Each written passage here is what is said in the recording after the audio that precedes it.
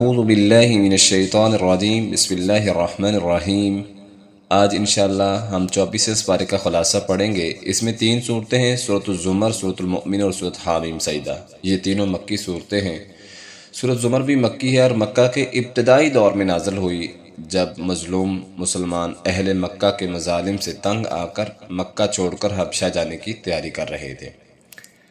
اللہ تعالیٰ نے اس صورت میں بہت سی اپنی نشانیاں بیان فرمائی ہیں، اور نشانیوں کو بیان کرنے کا مقصد تاکہ لوگ عبرت حاصل کریں اور اللہ کی طرف آ جائیں۔ اللہ تعالیٰ نے ایک بہت بڑی نشانی بیان فرمائی ہے، اللہ یتوفی الانفس حین موتها واللتی لم تمت فی منامها۔ اللہ جانوں کو ان کی موت کے وقت قبض کرتا ہے، اور ان کو بھی جو نہیں مرے ان کی نیند میں، پھر اسے روک لیتا ہے جس پر اس نے موت کا فیصلہ کیا، اور دوسری کو ایک مقرر وقت تک بھیج دیتا ہے۔ بلا شبہ اس میں ان لوگوں کے لیے بہت سی نشانیاں ہیں جو غور و فکر کرتے ہیں، یعنی رسول اللہ صلی اللہ علیہ وسلم کی بہت سی احادیث ایسی ہیں جس میں اس بات کا اشارہ ملتا ہے کہ نیند موت کی بہن ہے۔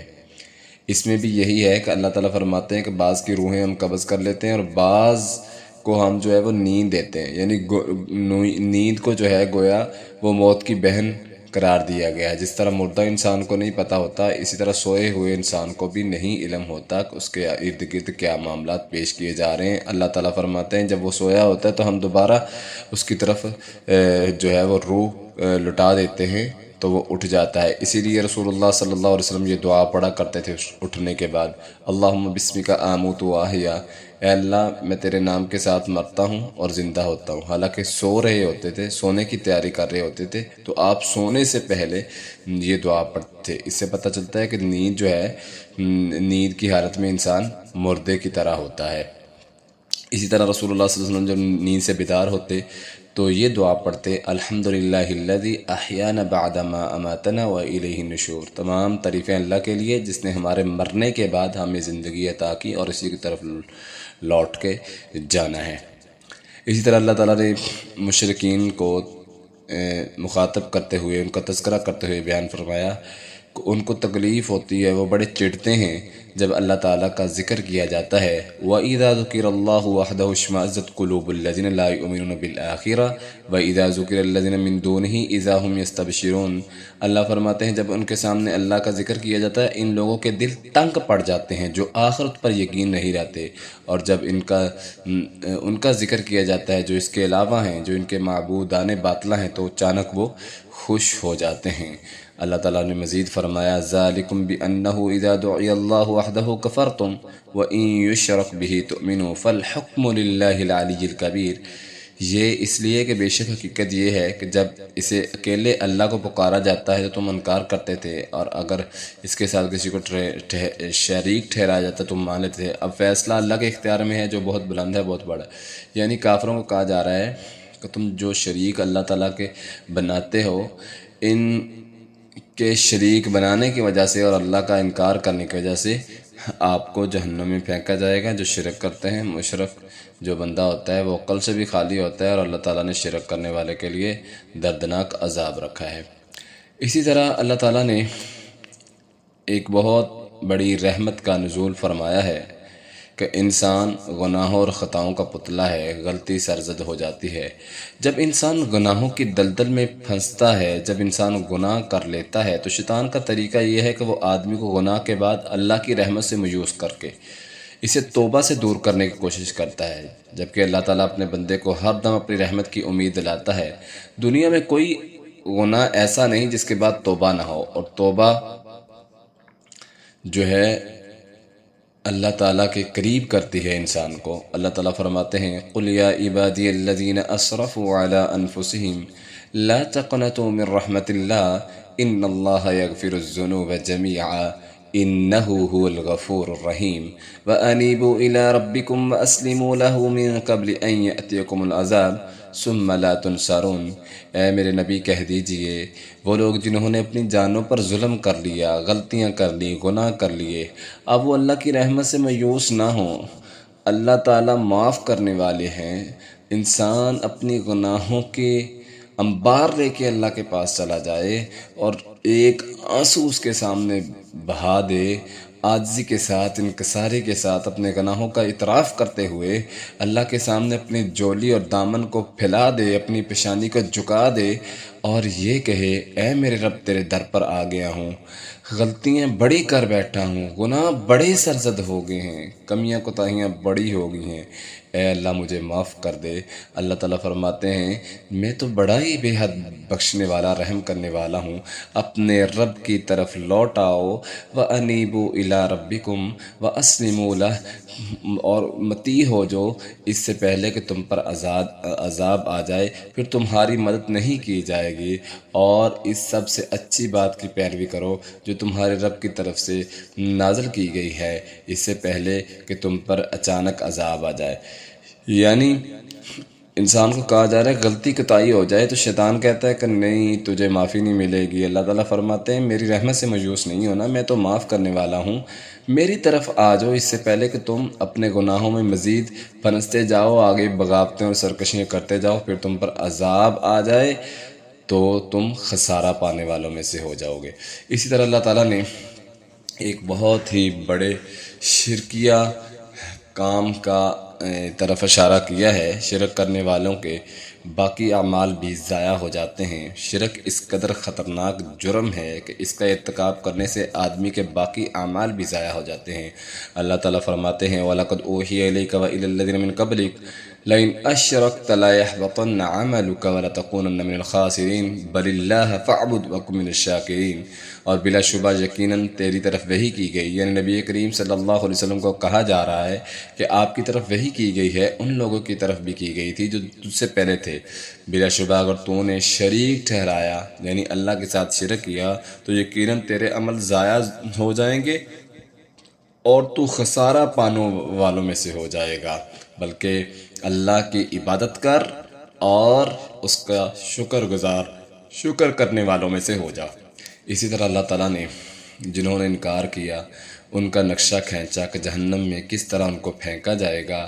وَسِيقَ الَّذِينَ كَفَرُوا إِلَىٰ جَهَنَّمَ زُمَرًا حَتَّىٰ إِذَا جَاءُوهَا فُتِحَتْ أَبْوَابُهَا وَقَالَ لَهُمْ خَزَنَتُهَا أَلَمْ يَأْتِكُمْ رُسُلٌ مِّنكُمْ يَتْلُونَ عَلَيْكُمْ آيَاتِ رَبِّكُمْ وَيُنذِرُونَكُمْ لِقَاءَ يَوْمِكُمْ هَٰذَا، اور وہ لوگ جنہوں نے انکار کیا، کفر کیا، ان کو جہنم میں ہانک کر گروہ در گروہ ہانک کر ان کو جہنم کی طرف لے کے جائے گا، اور جب ان کے پاس دروازے کھولے جائیں گے اور نگران یعنی جہنم کے دروغے کہیں گے کیا تمہارے پاس کوئی رسول نہیں آیا تھا جو تمہیں تمہاری رب کی آیات پڑھ کے سناتے تھے اور تمہیں اس دن سے ملاقات سے ڈراتے تھے؟ تو وہ کہیں گے قالوا بلا ولکن حقت کلمۃ العذاب، کیوں نہیں، ہمارے پاس جو آئے تھے رسول آئے تھے مگر ہم نے ان کا انکار کیا، آج ہمارے لیے وہ وعدے سچے ہو گئے ہیں، وہ عذاب کی باتیں جو انبیاء ہمیں سنایا کرتے تھے، بتایا کرتے تھے،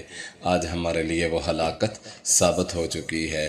اسی طرح اللہ تعالیٰ نے جنتیوں کا کس طرح جنت میں استقبال کیا جائے گا اور کس طرح سلامیاں اور پروٹوکول کے ساتھ ان کو لے کے جنت میں جایا جائے گا۔ وَسِيقَ الَّذِينَ اتَّقَوْا رَبَّهُمْ إِلَى الْجَنَّةِ زُمَرًا حَتَّىٰ إِذَا جَاءُوهَا وَفُتِحَتْ أَبْوَابُهَا وَقَالَ لَهُمْ خَزَنَتُهَا سَلَامٌ عَلَيْكُمْ طِبْتُمْ فَادْخُلُوهَا خَالِدِينَ۔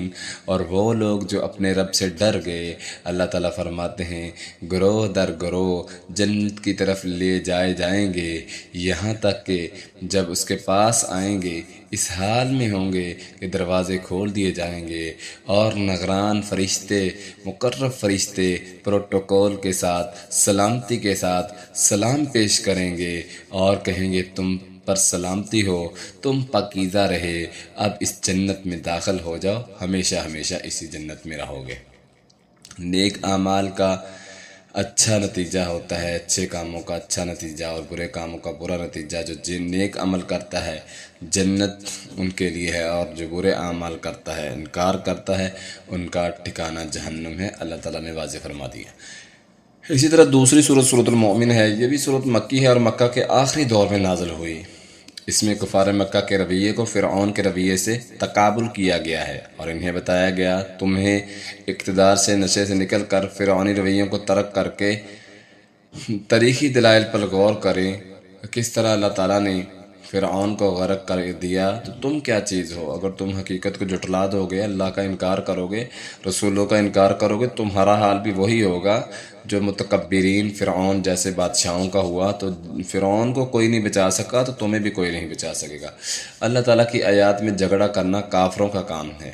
اللہ تعالیٰ کی آیات میں کچھ لوگ جو ہے وہ جھگڑا کرتے رہتے ہیں۔ اللہ تعالیٰ فرماتے ہیں ما یجادل فی آیات اللہ الا الذین کفروا فلا یغررک تقلبهم فی البلاد۔ اللہ کی آیات میں جھگڑا نہیں کرتے مگر وہ لوگ جنہوں نے کفر کیا، تو ان کا شہروں میں چلنا پھرنا تجھے دھوکے میں نہ ڈال دے۔ ان سے پہلے بھی اللہ تعالیٰ فرماتے ہیں کئی قومیں آئی ہیں، قوم نوح کو دیکھ لیں، سمود کو دیکھ لیں، کس طرح وہ زمین میں پھرتے تھے، بڑے بڑے قداور، بڑی بڑی شان و شوکت والے، بڑی بڑی طاقت رکھنے والے، بڑی بڑی جو ہے وہ قد اور کاٹ رکھنے والے۔ اللہ تعالیٰ فرماتے ہیں انہوں نے حق کو جھٹلا دیا اور ان کو پھر ہم نے زمین میں ایسا عبرتناک عذاب دیا کہ صفحہ ہستی سے ان کا نام مٹ گیا۔ اور قرآن میں ان کی مثالیں اس لیے بیان کی تاکہ لوگ ڈر جائیں اور اللہ کی طرف رجوع کریں اور اس عذاب سے بچ جائیں۔ اسی طرح اللہ تعالیٰ نے یہ بیان فرمایا ہے کہ کچھ فرشتے ایسے ہیں جن کی اللہ تعالیٰ نے ذمہ داریاں لگائی ہیں کہ وہ مومن بندوں کے لیے دعا کرتے ہیں۔ کتنے ہی وہ خوش نصیب لوگ ہیں، کتنے ہی وہ سعادت مند لوگ ہیں جن کے لیے اللہ کے نورانی فرشتے دعا کرتے ہیں۔ آئیں ذرا دیکھتے ہیں کن کے لیے فرشتے دعا کرتے ہیں۔ الذین یحملون العرش ومن حولہ یسبحون بحمد ربہم ویؤمنون بہ ویستغفرون للذین آمنوا ربنا وسع کل شیء رحمہ وعلما فاغفر للذین تابوا واتبعوا سبیلک وقیہم عذاب الجحیم۔ اور وہ فرشتے جو اٹھائے ہوئے ہیں عرش کو اور وہ رب کی حمد و ثنا بیان کرتے ہیں اور اللہ پر وہ ایمان رکھتے ہیں اور ان لوگوں کے لیے بخشش کی دعا کرتے ہیں جو اللہ پر ایمان لائے، اور کیا کہتے ہیں اے ہمارے رب تو نے ہر چیز کو رحمت اور علم سے گھیر رکھا ہے، تو ان لوگوں کو بخش دے جنہوں نے توبہ کی اور تیرے راستے پر چلے اور انہیں بھڑکتی ہوئی آگ کے عذاب سے بچا۔ اے ہمارے رب انہیں ہمیشہ ہمیشہ جنتوں میں داخل کر دے جن کا تو نے وعدہ کیا ہے۔ فرشتے ایسے لوگوں کے لیے دعا کرتے ہیں جو اللہ پر ایمان لاتے ہیں، استغفار کثرت سے کرتے ہیں، تو فرشتے اپنے رب سے التجا کرتے ہیں کہ اے ہمارے رب ان کو معاف کر دے، ان پر اپنی رحمتوں کا نزول فرما اور انہیں جنتوں کا وارث بنا۔ اسی طرح اللہ تعالیٰ نے سابقہ اقوام کی حالت کو بیان کر کے یہ واضح فرما دیا کہ پہلی قومیں میں بڑی بڑی سخت قومیں تھیں، بڑی بڑی طاقتور تھے۔ اولم یسیروا فی الارض فینظروا کیف کان عاقبۃ الذین کانوا من قبلہم۔ اللہ فرماتے ہیں اور کیا یہ لوگ زمین میں چلے پھرے نہیں، کیا یہ دیکھتے نہیں ہیں ان لوگوں کا انجام کیسا ہوا جو ان سے پہلے تھے؟ وہ تو قوت میں بھی ان سے بہت زیادہ سخت تھے۔ اللہ تعالیٰ فرماتے ہیں قوت میں، طاقت میں بہت زیادہ سخت تھے، ہم نے پھر ان کو ان کے گناہوں کی وجہ سے پکڑا اور انہیں کوئی بچانے والے نہ تھا۔ بے شک وہ لوگ ان کے پاس رسول آئے، واضح دلیلیں لے کر آئے، انہوں نے انکار کیا تو اللہ نے انہیں پکڑ لیا۔ بے شک اللہ تعالیٰ ان سے بھی زیادہ قوت والا اور سخت سزا دینے والا ہے۔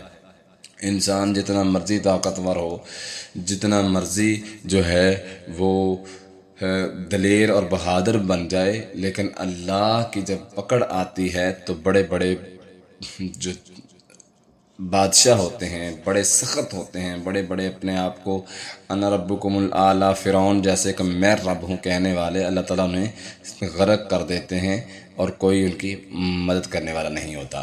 اسی طرح اللہ تعالیٰ نے ایک قصہ بیان کیا ہے کہ قوم فرعون کے ایک مومن کی فرعون کے دربار میں تقریر، یہ بڑی تفصیلی تقریر بیان کی گئی ہے کہ کس طرح اس بہادر نے اور جان باز نے جو ہے فرعون کے سامنے حضرت موسیٰ علیہ السلام کی گواہی کی۔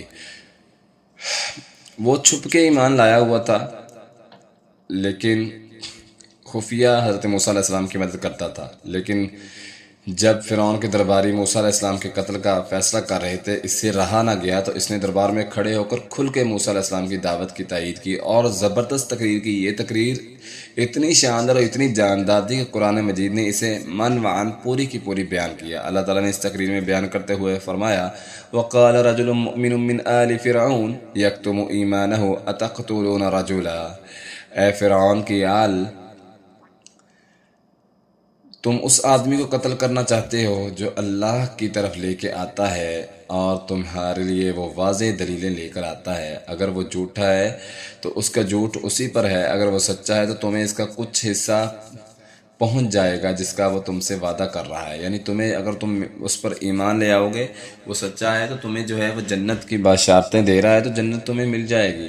لیکن اللہ جس کو ہدایت دیتا ہے اسے کوئی گمراہ نہیں کر سکتا، اور جس کو اللہ تعالیٰ ہدایت دینے پر نہ آئے تو اسے کوئی ہدایت نہیں دے سکتا۔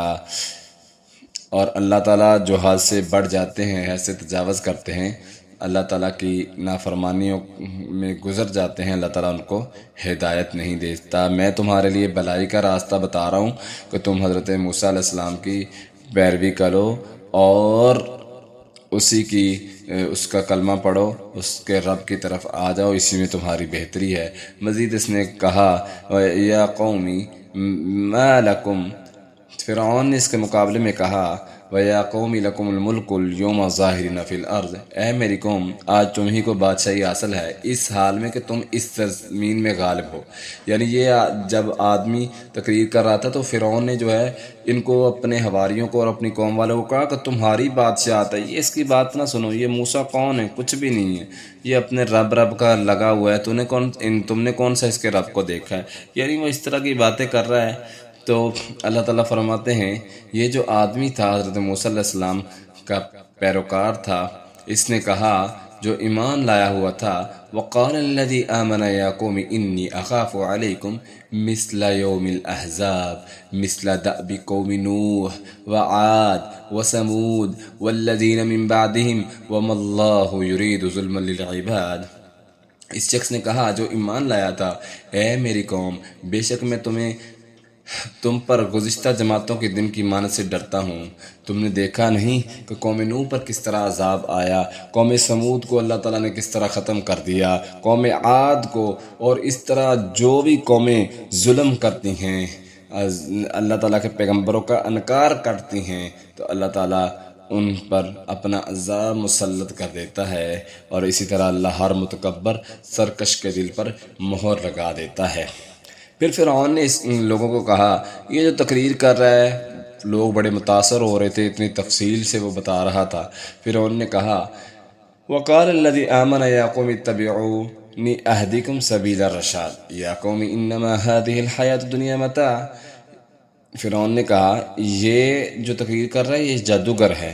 تو اس نے، یہ جو آدمی تھا، اس نے جواب میں کہا کہ اے میری قوم، جو اللہ پر ایمان لے آیا، جو اللہ پر ایمان لاتا ہے، میرے پیچھے چلو، میں تمہیں بھلائی کا راستہ بتاؤں گا۔ اے میری قوم، یہ دنیا کی زندگی معمولی فائدے کے سوا کچھ نہیں ہے، حقیقی زندگی آخرت کی ہے۔ جو کوئی نیک عمل کرے گا، مرد ہو یا عورت، تو وہ جنت میں داخل ہو جائے گا اور بے حساب رزق دیا جائے گا۔ جو برائی کرے گا، برائی کا بدلہ برائی ہی پائے گا۔ یعنی فرعون اپنی کوشش کر رہا ہے اور یہ آدمی اپنی کوشش کر رہا ہے۔ اللہ تعالیٰ فرماتے ہیں، جو حق کا ساتھ دیتا ہے پھر اللہ تعالیٰ اس کی مدد کرتے ہیں، اور جو برائی میں مبتلا ہوتا ہے، برائی کا بدلہ برا ہی اس کو دیا جاتا ہے۔ اس طرح اللہ تعالیٰ نے آخر میں یہ بات بھی بیان فرمائی کہ جو لوگ دعا نہیں کرتے، ہم عام طور پر کہتے ہیں کہ جی دعا کیا کرنی ہے، بس ٹھیک ہے، نماز پڑھ لی ہے، دعا کے لیے ہمارے پاس ٹائم نہیں ہے۔ دعا نہ کرنے والے جہنم میں جائیں گے۔ عبادت کا معنی اللہ کے سامنے اپنے آپ کو سلنڈر کر دینا، گرا دینا۔ دعا تمام عبادتوں کی اصل ہے، یعنی انسان سب سے زیادہ اللہ کی عظمت کا اقرار اور اپنی پستی کا اظہار دعا میں کرتا ہے۔ رسول اللہ صلی اللہ علیہ وسلم نے فرمایا، الدعاء هو العبادہ، یعنی دعا جو ہے عبادت کا خلاصہ ہے۔ جب دعا کرنا عاجزی کی علامت ہے تو دعا نہ کرنا تکبر کی نشانی ہے۔ اس لیے اللہ تعالیٰ نے فرمایا ہے، وقال ربكم ادعوني استجب لكم ان الذين يستكبرون عن عبادتي سيدخلون جہنم داخرین، اور تمہارا رب نے فرمایا ہے ادعونی استجب لکم، مجھے پکارو میں تمہاری دعا قبول کروں گا، تمہاری پکار کو سنوں گا۔ ان الذین یستکبرون، بے شک وہ لوگ جو میری عبادت سے تکبر کرتے ہیں یعنی دعا نہیں کرتے، ان قریب ذلیل ہو کر جہنم میں داخل ہو جائیں گے۔ اس لیے دعا کرتے رہنا چاہیے، دعائیں لینی چاہیے، دعائیں دینی چاہیے، اور وہ کام اختیار کرنے چاہیے کہ دیکھنے والا آپ کی تربیت پر رشک کرے کہ اس کی بہت اچھی تربیت ہوئی ہے اور آپ کے لیے دعائے خیر کرے۔ اسی طرح صورت حامیم سجدہ ہے، یہ صورت بھی مکی ہے اور مکہ کے وسطی دور میں نازل ہوئی۔ ایک دفعہ سرداران قریش مسجد میں بیٹھ کر رسول اللہ صلی اللہ علیہ وسلم کے بارے میں وہ گفتگو کر رہے تھے کہ ابو سفیان کا سسر عتبہ بن ربیعہ بولا اگر تم مناسب سمجھو تو میں محمد صلی اللہ علیہ وسلم سے جا کر گفتگو کرتا ہوں، شاید وہ میری بات مان لے اور ہماری مخالفت کرنا چھوڑ دے۔ سب نے اسے اجازت دی تو وہ اٹھ کر رسول اللہ صلی اللہ علیہ وسلم کے پاس آیا اور کہنے لگا تم ہمارے معبودوں کو اور ہمیں کافروں جو مشرک قرار دیتے ہو، تم قوم میں تفرقہ نہ ڈالو۔ اب میں ایک تمہارے پاس تجویز لے کر آیا ہوں، اس پر غور کرو۔ رسول اللہ صلی اللہ علیہ وسلم نے فرمایا اچھا بتاؤ کون سی تجویز ہے؟ یہ کہتا ہے بھتیجے اگر تیرا یہ مقصد ہے نا کہ تم مال اکٹھا کرنا چاہتا ہے تو ہم تمہیں دنیا کا مال دیں گے، لیکن تم یہ جو رب کی دعوت دے رہا ہے نا اس کی دعوت نہ دے۔ اگر تو چاہتا ہے کہ مکے کی سرداری تو ہم تجھے بادشاہ بنا دیتے ہیں، اگر تو کہتا ہے کہ تم پر کوئی جن آتا ہے تو ہم تیرا اچھا علاج کرواتے ہیں۔ جب وہ خاموش ہو گیا تو رسول اللہ صلی اللہ علیہ وسلم نے تب بسم اللہ پڑھ کر اس صورت کی تلاوت شروع کی۔ سجدے والی آیات آئی تو آپ نے سجدہ کیا، پھر فرمایا یہ میرا جواب ہے، ایک طرف تم سورج اور چاند ستارے میری ہتھیلی پر لا کے رکھ دو، لیکن میں اس رب کی ہی عبادت کروں گا جس نے کائنات کو تخلیق کیا ہے، میرا رب ہے جس کے قبضہ قدرت میں میری جان ہے، میں اسی کا بندہ ہوں اور اسی کی دعوت دیتا ہوں اور اسی کی طرف میرا لوٹنا ہے، اس لیے تم جو مرضی کر لو میں اپنے عہد سے نہیں ہٹنے والا۔ اسی طرح اللہ تعالیٰ نے ان کافروں کو کائنات کی تخلیق کے بارے میں بتایا کہ تم کس رب کے بارے میں جو ہے انکار کر رہے ہو، تم اس ذات کا انکار کرتے ہو جس نے اتنی عظیم الشان کائنات تخلیق دی۔ قل اَإِنَّكُمْ لَتَكْفُرُونَ بِالَّذِي خَلَقَ الْأَرْضَ فِي يَوْمَيْنِ، اے میرے نبی ان کو کہہ دیجئے کیا تم ان کا انکار کرتے ہو، تم واقعی اس رب کا انکار کرتے ہو جس نے تمہارے لیے زمین کو 2 دن میں پیدا کر دیا، اس کے لیے پھر بھی تم شریک ٹھہراتے ہو، جو تمام جہانوں کو پالنے والا ہے، جس نے پہاڑوں کو زمین میں میخیں بنا کر گاڑ دیا اور اس نے تمہارے لیے طرح طرح کی غذائیں پیدا کر دی، اس نے بغیر ستونوں کے آسمان کو کھڑا کر دیا، پھر بھی تم اس کے ناشکرے ہو، اور اس نے تمہارے لیے زمین میں طرح طرح کے پھل پھول سبزیاں اناج اگا دیے، پھر بھی تم اس کے ساتھ شرک ٹھہراتے ہو۔ اللہ تعالیٰ فرماتے ہیں پھر بھی تم اس کے ساتھ شرک کرتے ہو، اے میرے نبی ان کو خبردار کر دیجئے اگر وہ پھر بھی وہ منہ موڑتے ہیں اور پھر بھی وہ اللہ کا انکار کرتے ہیں اللہ کی نشانیاں دیکھنے کے بعد، اللہ فرماتے ہیں پھر ان کو خبردار کر دے ایسا عذاب آئے گا جو قوم عاد اور سمود جو پہلی قوموں نے جس طرح انکار کیا تو ان پر عذاب آیا، تو پھر اللہ کے عذاب سے انہیں کوئی بچانے والا نہیں ہوگا۔ اسی طرح قیامت کے دن جسمانی اعضاء آدمی کے خلاف گواہی دیں گے۔ دنیا میں انسان دوسرے لوگوں سے چھپ کر گناہ کرتا ہے لیکن اپنے اعضاء سے نہیں چھپتا، تو قیامت کے دن یہی اعضاء جو ہے آدمی کے خلاف گواہی دیں گے۔ کتنی بڑی رسوائی ہوگی، کتنی بڑی ندامت ہوگی، کتنی بڑی شرمندگی ہوگی کہ جب دنیا میں رہتے ہوئے کوئی اپنے کے خلاف گواہی دے دیتا ہے تو کہنے والے کہتے ہیں یار اس کے تو اپنوں نے گواہی دے دی ہے، اس کا مطلب ہے یہ گناہ گار ہے، اس نے واقعی گناہ کیا ہے، اس کے اپنے سکے نے جو ہے اس کی گواہی دی ہے، اس کے خلاف گواہی دی ہے۔ تو اللہ تعالیٰ فرماتے ہیں کل جب انسان کے عذاب بول کے کہیں گے وَقَالُوا لِجُلُودِهِمْ لِمَ شَهِدتُّمْ عَلَيْنَا قَالُوا أَنطَقَنَا اللَّهُ الَّذِي أَنطَقَ كُلَّ شَيْءٍ، اور وہ اپنے جسموں سے کہیں گے تم نے ہمارے خلاف گواہی کیوں دی؟ وہ کہیں گے ہمیں اس اللہ نے بلوا دیا جس نے ہر چیز کو بلوایا، اور اسی نے تمہیں پہلی بار پیدا کیا اور اسی کی طرف تم واپس لائے جا رہے ہو۔ یعنی کل قیامت کے دن انسانی اعضاء جو ہے وہ بول بول کر گواہی دیں گے۔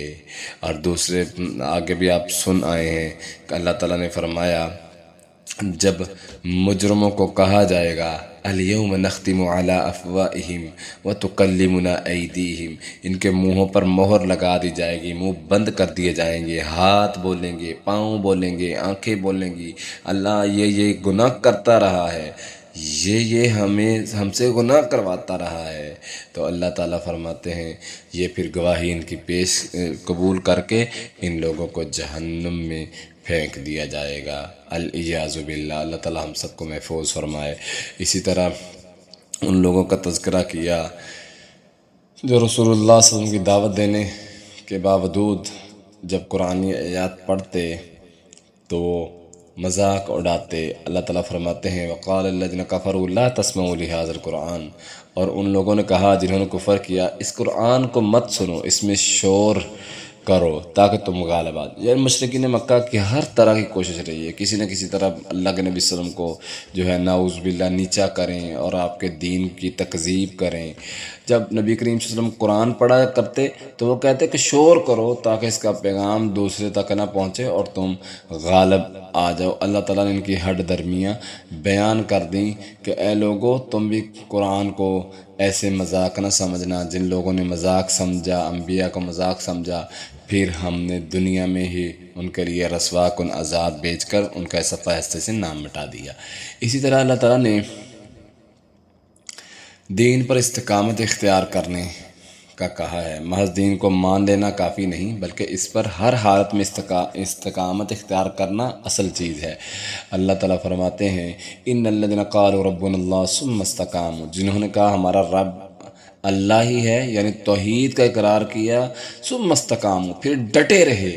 اللہ تعالیٰ فرماتے ہیں تتنزل علیہم الملائکہ، ان پر اللہ کے فرشتوں کا نزول ہوتا ہے، اللہ تخافوا ولا تحزنوا، اور فرشتے ان پر اترتے ہیں کہ نہ ڈرو اور نہ غم کرو، اس کے بدلے تمہارے لیے جنت کی خوشخبریاں ہیں۔ نحن اولیاؤکم فی الحیات الدنیا، ہم تمہارے دوست ہیں دنیا کی زندگی اور آخرت میں بھی تمہارے لیے، اس میں وہ کچھ ہے جو تمہارے لیے تمہارے دل چاہیں گے۔ یعنی جو توحید پرست ہیں ان کو کہا جا رہا ہے کہ توحید کے بعد ڈٹے رہنا ہے تو اللہ کی رحمتوں کا نزول ہوگا، تم پر کوئی خوف غم پریشانی نہیں ہوگی، تمہارے لیے جنتی نعمتیں والی جنت میں داخل کیا جائے گا، اور ہمیشہ ہمیشہ رب کی طرف سے مہمان نوازی تمہارا مقدر بنے گی، جو تم کچھ مانگو گے وہ اللہ تعالیٰ عطا کریں گے۔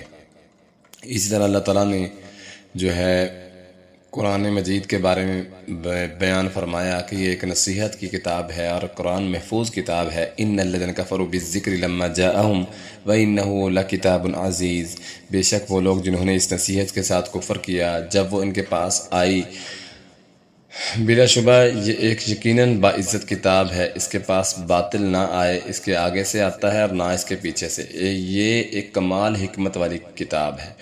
یعنی جب مشرکین مکہ انکار کرتے تھے کہ یہ خود کلام بناتا ہے، خود کلام جو ہے وہ نعوذ باللہ گڑھتا ہے، یہ کوئی جادوگر کی کلام ہے، تو اللہ تعالیٰ نے ان کو چیلنج کیا تھا کہ تم جو ہے وہ اس جیسی ایک صورت لے آؤ، 10 آیات لے آؤ، ایک آیت لے آؤ، وہ لا نہیں سکتے تھے۔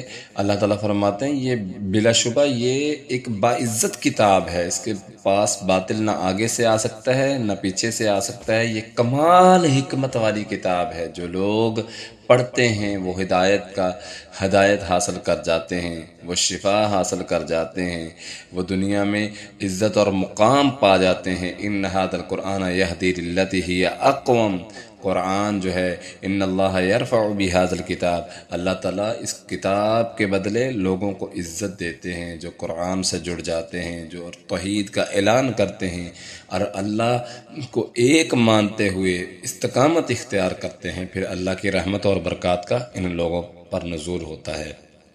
اسی طرح اللہ تعالیٰ نے آخر میں کائنات اور انسانی نفس میں اللہ تعالیٰ کی توحید کی بے شمار نشانیاں بیان فرمائی ہیں۔